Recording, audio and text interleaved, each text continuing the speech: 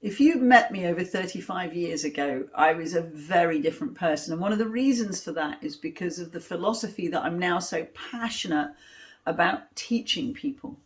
I was such a worrier. I would fret over stuff, I would catastrophize it. Now, just one example of how thinking differently has helped me would be the time I wrote my car off. I mean, I absolutely smashed up my car. I mean, not deliberately in any way, but I was driving to meet my son. I was going to do some work and I was going to meet my son for dinner. He was at university. It's one of those times, when you feed your kids, you've got to feed them when they're at university and they look forward to meeting you. I hope. Anyway, about the food. I was driving through torrential rain and it was a dual carriageway, but it was 3 lanes. And it was pouring down, absolutely pouring down. I wasn't massively paying attention to the rain, particularly. I was just driving along, happily minding my own business, when I started to aquaplane. And I did the wrong thing. I did the thing you're absolutely not supposed to do. I put my foot on the brake and it sent the car into a spin. I spun round, and it's amazing how quickly you think when you do that. And I started to, I don't know, I thought about all sorts of stuff. I envisaged my funeral. I absolutely thought I was going to die. And my car spun in front of an articulated lorry that started off as behind me, ended up in front of me, and another car. I spun around, so I was looking at the vehicle at one point and smashed into the barrier, bounced back off the crash barrier and into the first lane. And sort of there, the car stopped.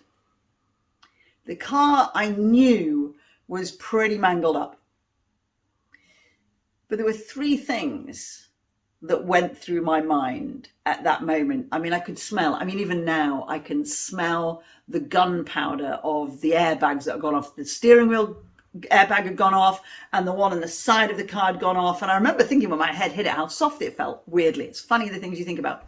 And as I got out of the car, there were 3 words that went through my mind. The first 2, I didn't control at all. Okay. The first one was inconvenient. I knew I was going to be late. I just hate being late. It's going to be inconvenient. So I don't know. It's a weird thing, isn't it? The second thing I thought was expensive. I just kept thinking, this is going to be so expensive. What a mistake.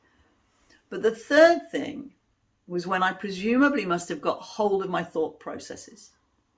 And at that moment, I remember kind of doing a quick body check. I was getting out of the car. That was it. And I had no aches and pains at that moment. And I remember thinking, invincible. And here's the second thing I did. I walked away from the car. I walked onto the other side of the crash barrier and I didn't look at the car.